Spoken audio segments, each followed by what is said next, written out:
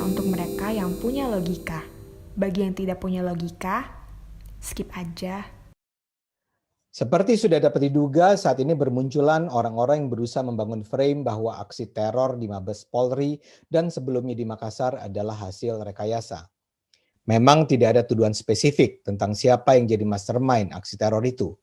Tapi jelas ada upaya untuk membangun serangkaian kesan yang ujung-ujungnya bisa bukan saja meruntuhkan kredibilitas polisi, tapi juga bisa membuat orang menduga bahwa polisi terlibat dalam aksi teror ini.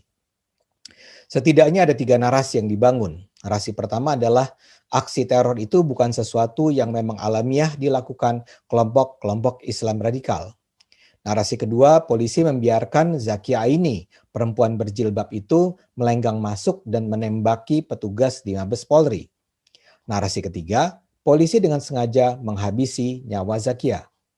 Ketiga narasi itu mengemuka di banyak platform media sosial para komentator yang berusaha menyudutkan Polri. Saya mulai dari Arie Untung. Sekedar catatan, mantan pelawak ini memang dikenal sebagai artis yang hijrah dan pendukung loyal 212. Arie menulis di tweetnya, dia heran kok gerak-gerik Zakia di Mabes Polri itu sudah terekam kamera sejak sebelum baku tembak. Isi tweetnya begini, kameranya bukan CCTV, mungkin lagi iseng atau indigo nge-shoot lahan parkir, nggak taunya ada kejadian tak terduga kok bisa pas record sebelum ada baku tembak. Saya tidak paham kenapa ada kata indigo di situ, tapi walau dengan bahasa yang kacau balau, Arie tampaknya ingin mengajak pembaca tweetnya untuk merasa ada kejanggalan dalam rekaman itu. Kemudian ada juga imam besar umat Islam di New York, Syamsi Ali. Syamsi menulis, ya heran mengapa Zakia itu bisa lolos dari penjaga gerbang Mabes Polri. Tulis dia, tapi kenapa bisa lolos masuk ya? Kenapa penjaga gerbang gedung Polri tidak menghalangi?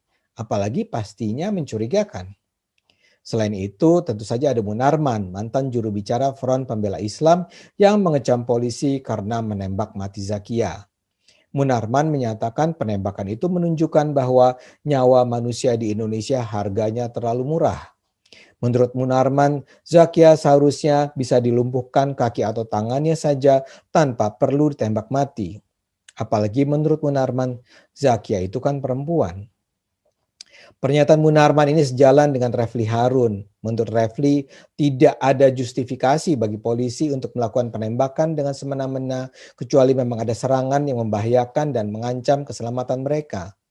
Polisi menurut Refli tidak dibenarkan untuk menembak mati seseorang yang diduga teroris.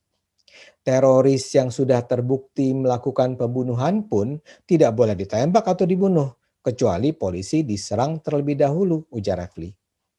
Tambah Refli lagi, penembakan bisa dilakukan kalau dalam rangka membela diri, ada ancaman nyata, dan kalau tidak diserang balik akan membahayakan nyawa polisi. Bahkan meskipun ada serangan sekalipun, kata Refli, konteks tersebut tetaplah harus diuji. Dalam artian, dilihat terlebih dahulu kondisi yang seksama. Apakah memang perlu untuk ditembak mati? Lantas ada pula pengamat teroris dari Community of Ideological Islamic Analysts, Haris Abu Ulia. Terus terang, mendengar nama organisasinya saja, saya agak ragu dengan kredibilitas si pengamat ini. Namun terlepas dari keanehan nama itu, ya barangkali pendapatnya perlu juga didengar.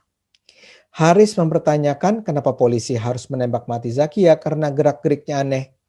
Menurut Haris, banyak orang yang marah atau labil lalu bisa dikondisikan untuk bertindak seperti yang dilakukan Zakia.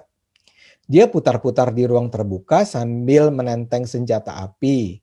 Buat saja dia sih bisa saja wanita dalam kondisi labil, marah atau semacamnya di bawah kendali hipnotis atau obat-obatan. Kemudian dia disuruh melakukan sesuatu yang di luar kesadaran dirinya, ujar Haris. Mungkin masih ada pula pernyataan-pernyataan lain yang tidak saya rekam. Namun itu semua saya rasa sudah cukuplah untuk menjelaskan apa yang saya anggap sebagai frame untuk menyudutkan polisi. Saya pribadi menganggap kita memang harus selalu kritis. Tapi bersikap kritis itu mensyaratkan penggunaan argumen yang rasional, yang sejalan dengan akal sehat dan tidak mengada-ada. Kita lihat deh, pertama-tama soal Ari. Kita justru harus balik bertanya, kok Ari bisa-bisanya bertanya kenapa adegan itu terekam? Yang ditampilkan polisi itu rekaman dari berbagai kamera berbeda. Ada yang dari CCTV, karena di Mabes Polri kan memang ada CCTV di banyak tempat. Dan ada juga yang terlihat sebagai rekaman kamera smartphone dari jauh. Karena wajar juga kan di era sekarang ini pas ada sesuatu yang janggal, para pemilik handphone akan buru-buru mengarahkan kamera ke adegan itu. Jadi di mana anehnya? Lantas soal penembakan yang menewaskan Zakia, marilah kita gunakan akal sehat.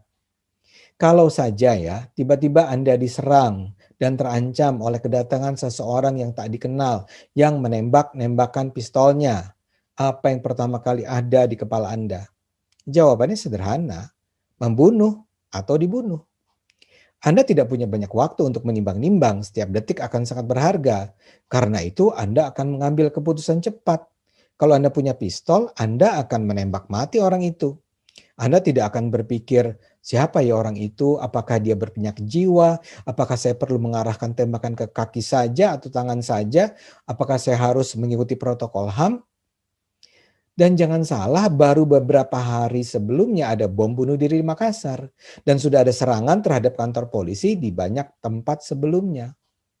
Sangat wajar bahwa di kepala polisi Zakia dilihat sebagai teroris yang akan menghabisi mereka.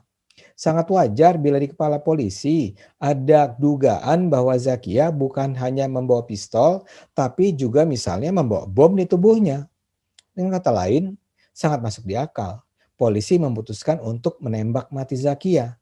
Sebagaimana polisi memutuskan menembak mati para anggota FPI yang menyerang dan mengancam nyawa mereka di tragedi kilometer 50 Jakarta Cikampek. Satu-satunya fakta yang menurut saya cukup sahih untuk dipertanyakan adalah soal detektor. Pertanyaan kan begini, kok bisa Zakia membawa pistol ke dalam Mabes Polri tanpa terdeteksi? Itu pertanyaan yang memang layak dicari jawabannya. Ada sejumlah penjelasan. Pertama, alat detektor itu barangkali tidak berfungsi dengan baik. Kedua, ada orang dalam yang bermain sehingga detektor di Mabes Polri tidak berfungsi baik. Ketiga, ada orang dalam yang membawa masuk pistol tanpa melalui detektor dan baru kemudian menyerahkannya pada Zakia. Ini semua memang perlu diselidiki. Kalau jawabannya cuma detektor rusak, persoalan selesai. Namun kalau ternyata memang ada pihak lain yang misalnya membantu, itu layak membuat semua pihak waspada. Bagaimanapun yang membuat saya terganggu dengan narasi Ari, Munarman, Refli, Haris adalah upaya mereka membuat masyarakat meragukan keorisinalan aksi teror dan upaya mereka menyudutkan polisi. Teror ini real dan jelas diselenggarakan dalam jaringan yang menyebar di banyak daerah. Hampir pasti Zakia terhubung dengan teror Makassar. Bukti paling nyatanya adalah format surat wasiat yang mereka tinggalkan mengandung banyak sekali kesamaan. Jadi walau Zakia dan teroris Makassar bekerja sendiri-sendiri, tapi dalam cara tertentu mereka terhubung dalam satu jaringan. Dan sangat mungkin mereka terhubung dengan mereka yang rencana aksinya juga terbongkar di Bekasi, di Condet, dan beberapa daerah lainnya. Mereka bekerja sendiri-sendiri, tapi sama-sama sedang merancang teror nasional, sebagaimana misalnya yang diperingatkan oleh Yusuf Kala. Dan sangat mungkin para pelakunya bukanlah laskar profesional yang terlatih. Ketika diwawancara di salah satu stasiun TV swasta, istri tersangka teroris menjelaskan bahwa suaminya adalah pria yang tidak taat beribadah. Tapi kalau sedang berdebat dengan istri, sang suami itu lazim menunjukkan ayat atau hadis untuk mendukung pendapatnya. Jadi pelaku teror itu bisa siapa saja. Bisa pria, bisa perempuan, bisa stres, bisa sehat, bisa tukang bengkel, guru, mahasiswi drop out. Kita semua terancam oleh terorisme berpanji agama ini. Karena itu kita harus bersatu menghadapinya. Kita justru jangan terpecah dan malah menyalahkan polisi dan pemerintah. Kita harus terus gunakan akal sehat, karena hanya kalau kita gunakan akal sehat, bangsa ini akan selamat.